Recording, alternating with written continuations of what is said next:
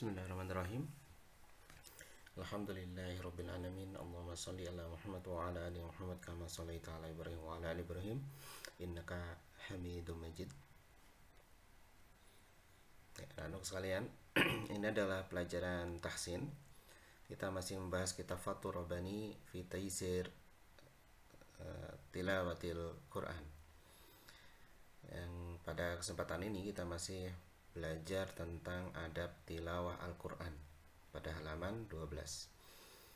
Kita sudah mempelajari tentang ikhlas, ya, sebagaimana firman Allah Ta'ala, wa ma umiru illa liya'budullaha mukhlishina lahuddin. Kemudian yang kedua, adab tilawah Al-Quran setelah ikhlas adalah istihdaru azamatil Quran, yaitu menghadirkan perasaan keagungan Al-Quran. Artinya Al-Quran ini harus kita rasakan sebagai sesuatu yang mulia, yang agung.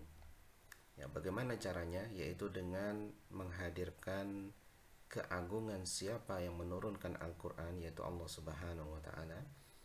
Kemudian siapa yang mementerai, menjadi perantara antara Allah Subhanahu wa Ta'ala dan Nabi Muhammad SAW, yaitu malaikat Jibril.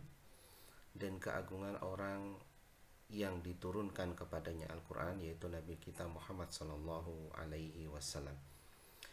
Nah, sekarang kita mempelajari yang ketiga, yaitu at-tadabbur. Ya, at-tadabbur.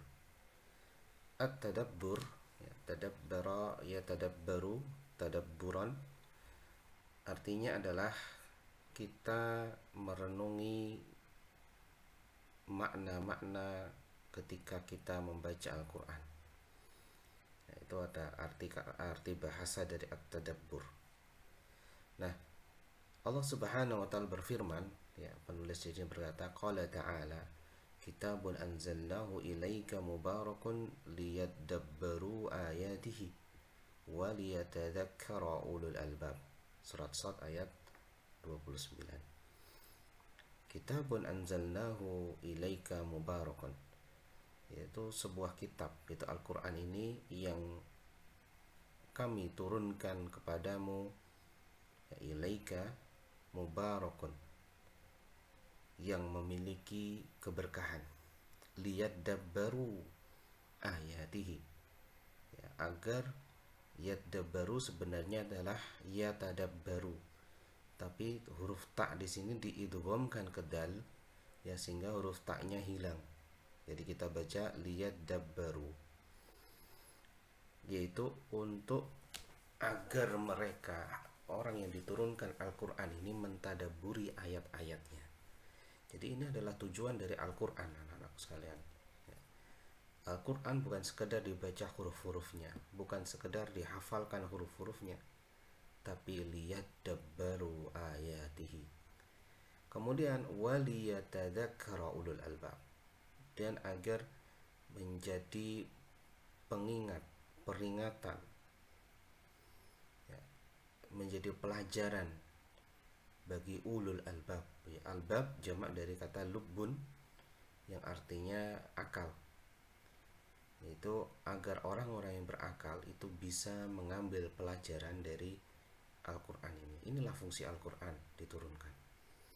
Ya, jadi Ahlul Quran adalah orang-orang yang bisa mentadabbur Al-Quran, ya, bisa lihat tadzakkar, bisa mengingat atau mengambil pelajaran dari Al-Quran, ya, dan mengamalkannya, ya, bukan sekedar untuk menghafalkannya. Kemudian bagaimana caranya, ya, agar kita bisa tadabbur dengan baik dari Al-Quran?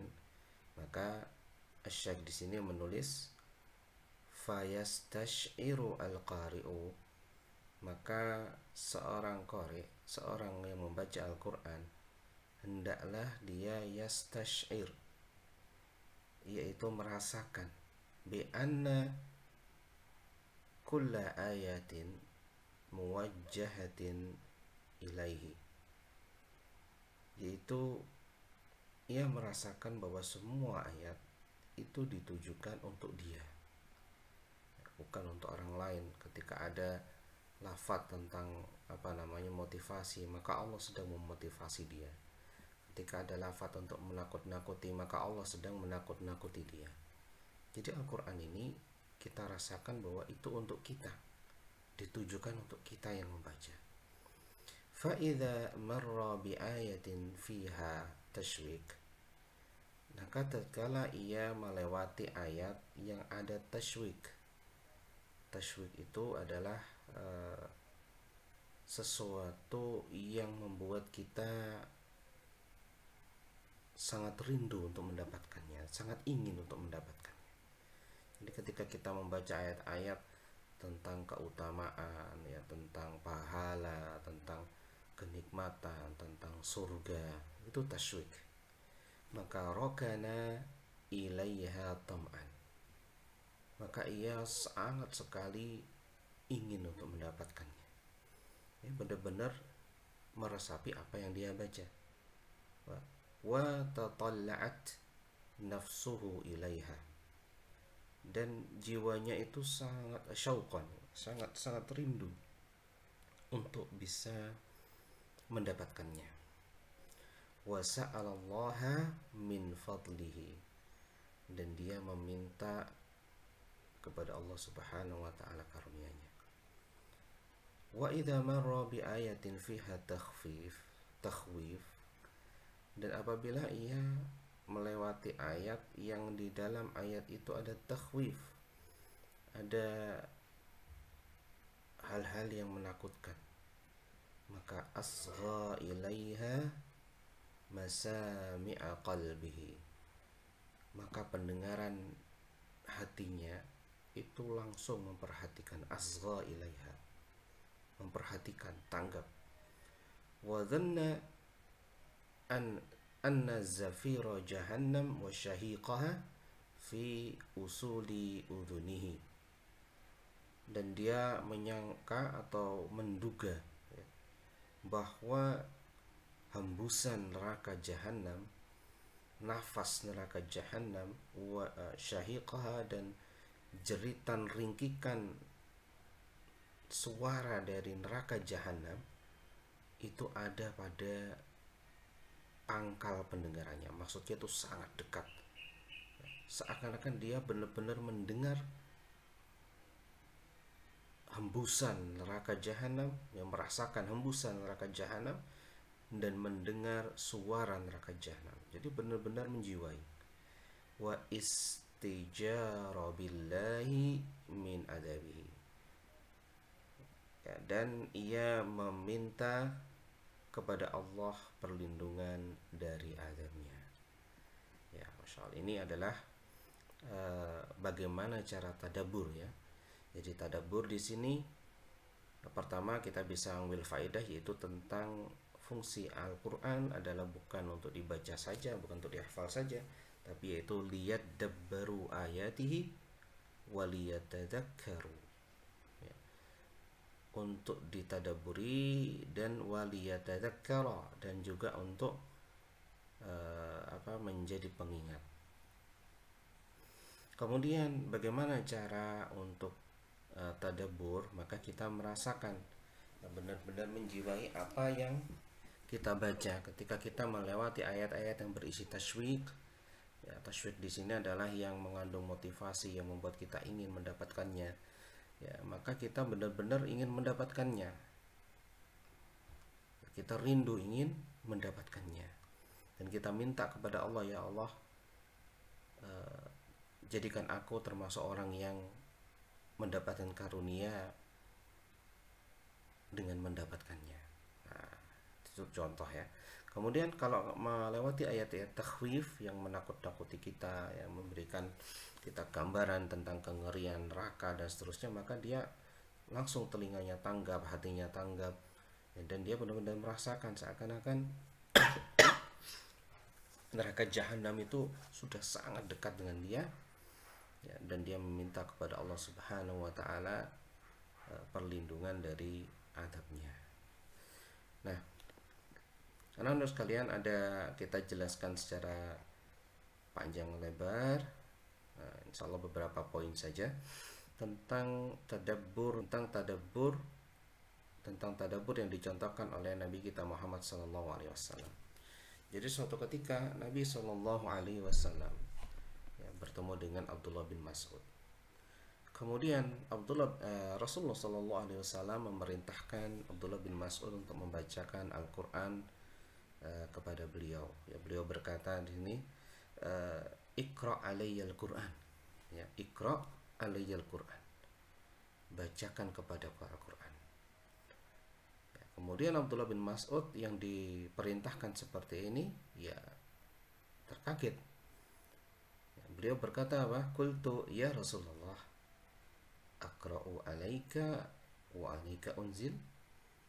Aku membaca Al-Quran kepadamu sedangkan Al-Quran ini diturunkan kepadamu.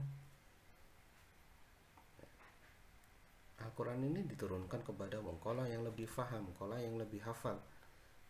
Tapi engkau masih memintaku untuk membacakannya. Ini Abdullah bin Mas'ud penasaran, karena merasa bahwa cukuplah yang Rasulullah itu lebih faham, nggak perlu dibacakan gitu ya. Nah, kemudian Rasulullah menjawab, Inni uhibbu an asma'ahu min ghairi. Saya suka mendengar Al-Quran itu dari orang selainku. Artinya beliau Rasulullah SAW suka mendengar orang lain yang membacakan Al-Quran. Nah, ini termasuk sunnah ya. Sunnah ketika kita ada orang yang membaca Al-Quran, kita menyimaknya. Rasulullah pun suka seperti itu. Kemudian Abdullah bin Mas'ud membaca surat An-Nisa hingga sampai ayat fakaifa idza ji'na min kulli ummatin bisyahid wa ji'na bika 'ala haula'i syahida. Ya, ketika sampai ayat ini, ya beliau merasakan tetesan air mata dari Nabi Muhammad SAW dan janggut beliau basah. Kemudian beliau melihat ke wajah Nabi kita Muhammad SAW dan melihat kedua matanya telah meneteskan air mata. Beliau mengatakan, ya fa idza ainahu tadrifan. Ya, disebutkan oleh Syekh Muhammad bin Shalih Al-Utsaimin, kenapa kok Rasulullah SAW menangis? Ya, beliau menangis karena setiap umat akan didatangkan saksi. Ya, setiap umat dari Nabi Adam sampai nanti umatnya Nabi Muhammad SAW. Sedangkan Nabi Muhammad SAW adalah saksi untuk keseluruhan umat.